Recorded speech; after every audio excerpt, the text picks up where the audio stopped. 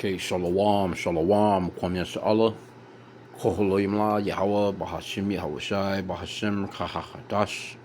Double honors to our apostles and elders of Great Millstone who rule well, and that by the Spirit taught us this beautiful truth, and just want to say the water to all the Akim and Akwaf that's out here sincerely keeping the laws, the statutes, and commandments of Yahweh, Bahashim, Yahweh Shai to the best of their ability. This is Yachanan the Walk, just coming at you with another quick lesson, praying that it's edifying by the Spirit. And they've been talking about this heat dome, and it's hot. I think right now, let me see. Let me go to the front of my phone. We can see what it is. Oh, it's 100 degrees right now from what the phone is saying, as you can see it right here. So 100. It's just straight up flat 100. Now, I was just looking at the news because they're talking about, it's 100, but it feels like 105, or it feels like, 100 and motherfucker, what's the damn temperature, man? What's up with all this feel? Like right now I'm looking at CBS News in the backdrop. It says 96 degrees, feels like it's 103. Like what's the, and that's Esau. He gets to playing with the numbers and shit, you know what I'm saying? And what do you mean it feels like? What's the fucking temperature?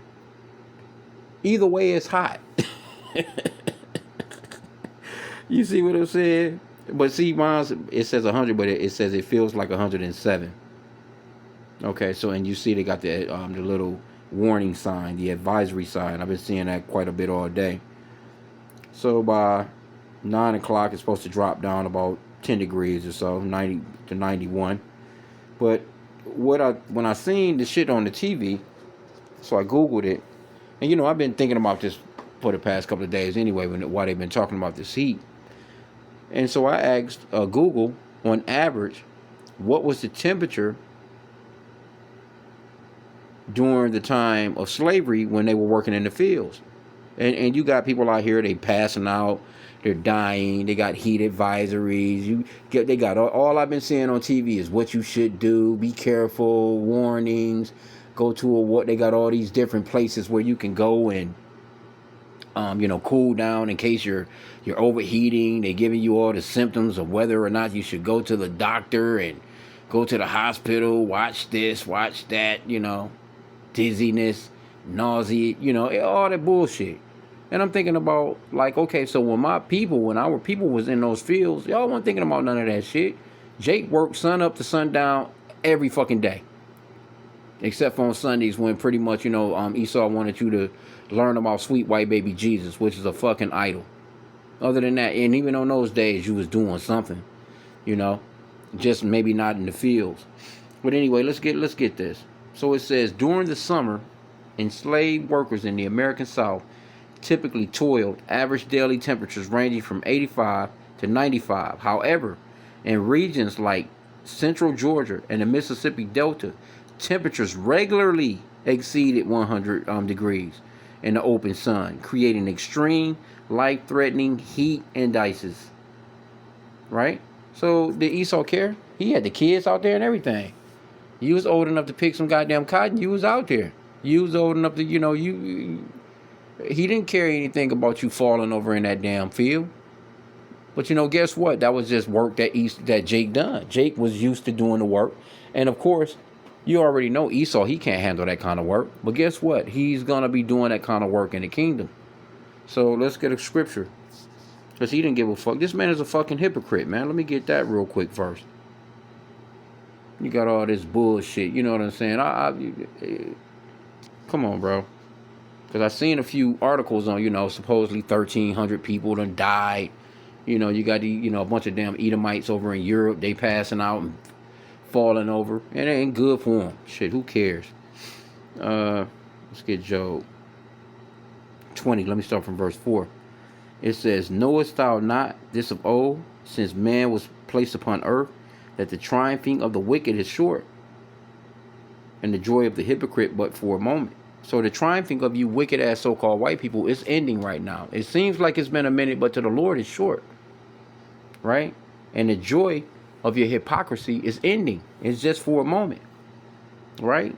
Now let me go to Galatians 6 and 7, because you're going to reap what you've sown. Now you acting all as if you care about people.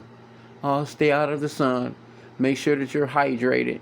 Make sure, and then you got, people, they have to get hydrated off your water that's in a plastic bottle with plastic and shit flowing through their bloodstream, or you got to drink the fucking fluoride water out of the tap. You people are through, man. Galatians 6 and 7. Be not deceived.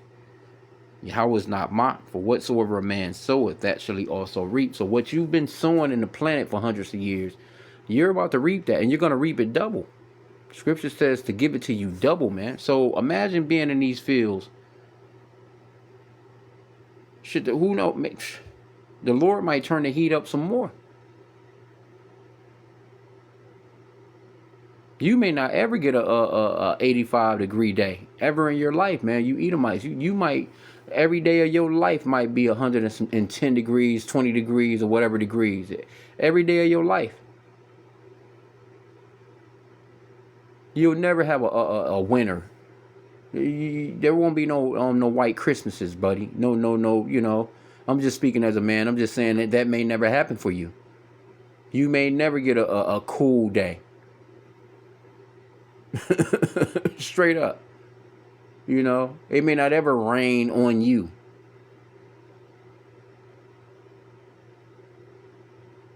So the Lord said, "Give it to you double." Let me get Job 34 and 29 to show you that the Lord, he deals with individual people, but he deals with the whole nation. He deals with nations as a whole. He gonna deal with you Edomites, you so-called white people, as a whole nation. Whether you think you're good or not, you're going into captivity, and you're gonna do that work, man. It says, when he giveth quietness, Job 34 and 29, when he giveth quietness, this is talking about Yahweh, which the world calls God. They call him, all these different titles, but his name is Yahweh, which means that he exists, or the existing one. And the true name of his son is Yahweh Shai, which means that he's the Savior, or deliverer in the Paleo Hebrew. So this is talking about, this is Yahweh right here. Job 34 and 29, when he giveth quietness, who then can make trouble? Because he's going to give us quietness. And you Edomites are not going to be able to make trouble anymore. Not with us, buddy. And when he hideth his face, who then can behold him? And that happened to us, because he hid his face from us, and we couldn't. He wasn't. That's the reason why we went into this captivity that we're in.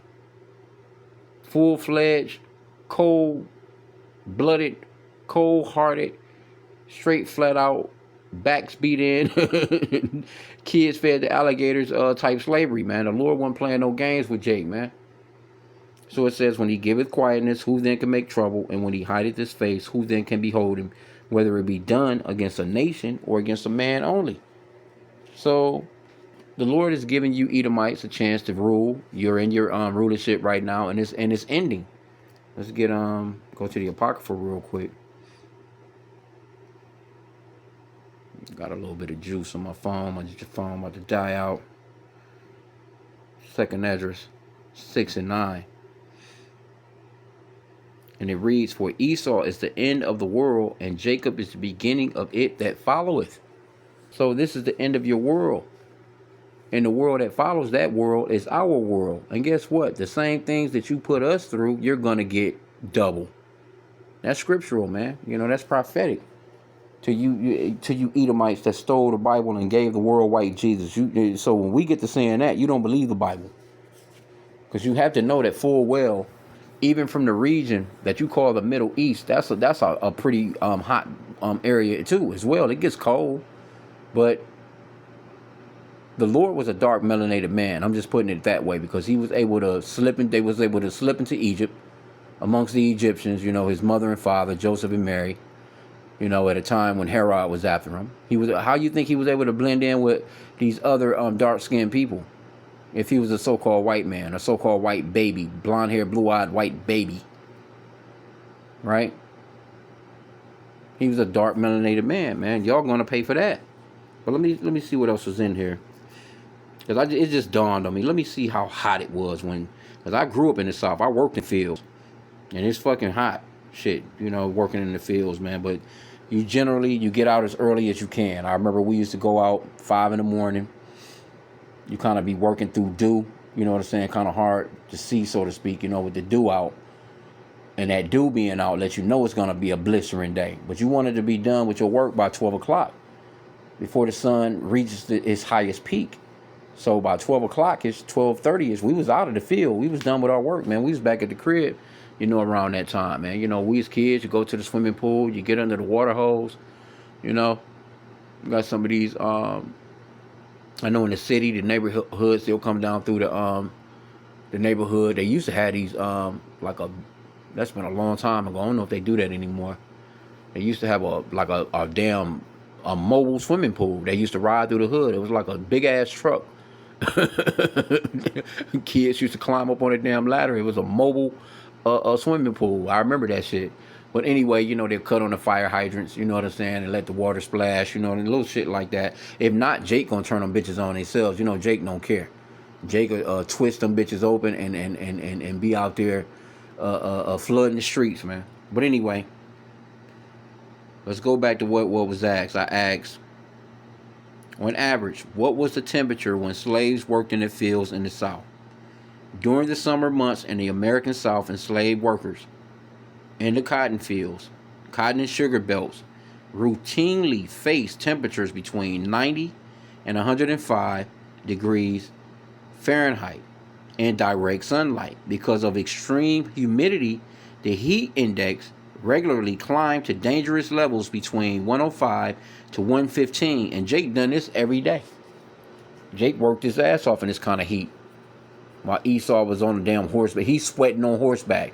He's just on horseback with a rifle, watching over Jake. He hot as hell just from just sitting there. He ain't doing nothing. He ain't bending over. He ain't doing nothing.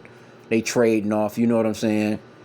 He might be, they might be under a shade tree watching your ass, you know what I'm saying? With the rifle aimed at your ass. He wasn't in that direct sun super duper like that. They have on a decent hat. Jake ain't had no damn hats.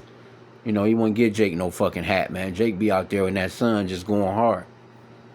Enslaved people worked outdoors across seasons, enduring different temperature ranges and climates depending on the region and crop. Summer, cotton and sugar, the peak of growing season, required labor during the hottest months of the year. Temperatures in the open fields often exceeded 100 degrees Fahrenheit with minimal to no breaks. See? You ain't getting no breaks. You might have been able to get you a little bit of water, but the water jug was in the field and your water was hot as hell. You just like drinking a hot tea, man. The damn water wasn't cold. They weren't keeping no ice in the bucket for Jake. Come on, man. Wasn't no coolers. Low country summer, rice. So, enslaved workers coastal southern Carolina and Georgia faced stifling subtropic heat coupled with standing water, which made the environment notoriously humid and breeding grounds for mosquitoes and disease. And I didn't realize that Jake picked rice here, or, dealt with rice. Because, rice is in water, you know what I'm saying, so to speak. It's almost like you standing in, like, damn near knee-high mud. So the mosquitoes tearing your ass up. But Esau didn't care, It says winter. In the upper South, Virginia and Maryland, winter temperatures could frequently drop below freezing, requiring enslaved people to perform other backbreaking outdoor tasks such as clearing land and chopping wood with no shoes on. Jake might have had a pair of boots. He might have had a pair, something to strap around his feet, man, to keep his feet warm. But Esau didn't care, man. Jake be running around barefooted in a motherfucker in sub-zero degree weather. So you Edomites are gonna pay, man. Matter of fact, get that script. You're gonna pay for this kind of shit, bro. See, it's more and more shameful spewing on Esau that's coming out, man. Cause I didn't even know that about the rice. Let's get Habakkuk 2:16 real quick. It says, "Thou art filled with shameful glory." This is the kind of stuff that they don't want in the museums. They're not going to teach this in these history classes, man, with your 250th anniversary. The last thing they're going to tell you is shit like this was going on back then. Thou art filled with shameful glory. Drink thou also. See, they're going to drink also of that cup. Drink thou also, and let thy foreskin be uncovered. The cup of the Lord's right hand shall be turned unto thee, and shameful spewing shall be on thy glory. Yeah, that's a shameful thing, man. When you get to tell you, say you're around a group of so-called white people right now, and you told them this story, or you was reading this out loud, they'd be like, "Oh shit, that's so fucked up. That's messed up, dude." Turning red as hell because they're embarrassed. They don't even want to hear it, and then they're gonna quickly try and change the subject because they don't want to. It bothers them to hear that kind of to hear their history, their own history. It bothers them to hear. That's why Trump and them, they're trying to strip the museums of all the slavery stuff, and but hey, the Lord, what's that scripture? It says that the Lord requireth the past, man. You can't get rid of that information, man. The Lord remembers those things, man. Let me see if this is what I want here. Yep. Ecclesiastes 3:15. That which has been is now, and that which is to be hath already been, and Yahweh requireth that which is past. See? So that past, the Lord remembers. The Lord hasn't forgotten any. The Lord knows all the details. See, we don't know all the details as to what was going on. That's just like, like I just mentioned, okay, I didn't know that Jake was picking rice in that particular area. Because you think of rice, you think of China and things of that nature. But, Esau plant a lot of shit. And they only really naming off a few things, But the Lord is he's going to require that pass, man. You're not getting away with that. Let me see. Shit ain't even typing. What the hell going on here?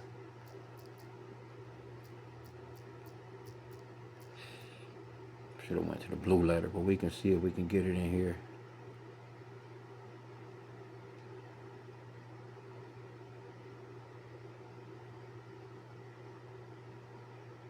Let me start from verse 4, Revelation 18:4. And I heard another voice from heaven saying, Come out of her, my people, that ye be not partakers of her sins, and that ye receive not of her plagues, because the Lord is about to get down on you Edomites. For her sins have reached unto heaven, and Yahweh hath remembered her iniquity. See that? The Lord requireth the past. He remember your iniquities. He's not, forgetting nothing. He knows all the details. He know everything that you've done. You were being recorded every step of the way. Every little pin drop. What they call them? I can't think of those little pins that they would drop into the ink. Little bird feathers. They get them decent bird feather. I forgot what they call. Every little jot that you put down. Every little slave ledger that you had. The Lord, He has all that recorded, buddy. Verse 5 again. Revelation 18:5. For her sins have reached unto heaven, and Yahweh hath remembered her iniquities. Reward her even as she rewarded you, and double unto her double according to her works, and the cup which she hath filled to her double. Yeah, man. How much she hath glorified herself and lived deliciously, so much torment and sorrow give her. Yeah, for she saith in her heart, I sit a queen, and am no widow, and shall see no sorrow. Therefore shall her plagues come in one day, death, and mourning, and famine. And she shall be utterly burned with fire, for strong is the Lord Yahweh who judgeth her, man. See? And also, verse 9, it goes on to say, And the kings of the earth who have committed fornication and lived deliciously with her shall bewail her, and lament for her, when they shall see the smoke of her burning, standing afar off for the fear of her torment, saying, Alas, alas, that great city Babylon, that mighty city, for in 1 hour is thy judgment come. Yeah, man. And that's your ultimate judgment. You know what I'm saying? That's going to come to these Americans, man. That thermonuclear fire. But you Edomites that are going to be still alive in the other parts of the planet, hey, you're going to be rounded up. Especially you ones that's, they buying these goddamn bunkers for nothing. We're going to drag you out of them bunkers, man. You're going to be our first slaves. You're going to repopulate the so-called white race, and you're going to bring them ones that's here in the Americas back into the spirit world. They're going to come back as slaves. But first they're going to meet their demise with that fire, man. So the Lord said, measure to you double, man. Give you double of what you done. So when you come back in those fields, you just never know, man. The Lord might place it on the Lord. He says, give you double. If it's 100 degrees when we was doing it, it might be 200 degrees for you motherfuckers, man. And he might just give you the spirit to actually not die and take it. All that color, all you out on the beach wanting to try and turn into a black person. You hate us, you hate our color, but you out here trying to get a damn tan. You gonna get all the heat. You ain't gonna need no sun tanning salons, goddamn it. Okay, so it goes on to say, and I'm gonna end out, I ain't want to keep it long. Plantation owners historically forced enslaved people to endure this extreme weather without proper hydration, shade, or protective equipment. See, they ain't give a fuck. They won't give you no hat. Nigga won't give you no boots, man. He won't give you no shoes to keep you from stepping on thorns and protection. You know, he wasn't doing none of that. He didn't give a fuck about the water being hot as hell. You know? He didn't care about, you know what I'm saying? He ain't no telling, he didn't even care about you having fresh water.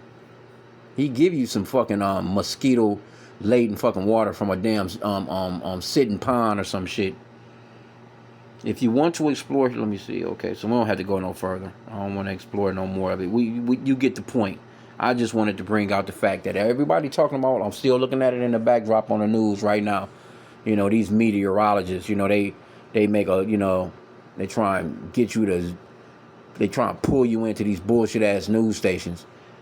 You know, the average person. I mean, you got a damn cell phone. You can see the weather. I don't even know how these people still on TV. You know, but I just wanted to pull up the fact that you fussing about is being 96, 97, 98, and all you got to do is walk to your car and get into your air conditioner. You fussing about that. You complaining about that. You sitting up in your house. You may not have no air conditioner. You got a fan. You got a roof over your head that's covering you from the sun. You got that. But these people are still complaining. You know? But I'm pointing out what our people went through with no protective gear, no type of hats, no type of, you know what I'm saying? Our people was dark as fuck back then. That sun was baking Jake. Baking Jake, man. You talking about dark skin. That sun was tearing Jake up, but guess what? The Lord had mercy on Jake, gave Jake melanin to actually withstand that. Because Esau, he can't, imagine Esau in the fields every day from sun up to actual sundown. Imagine that.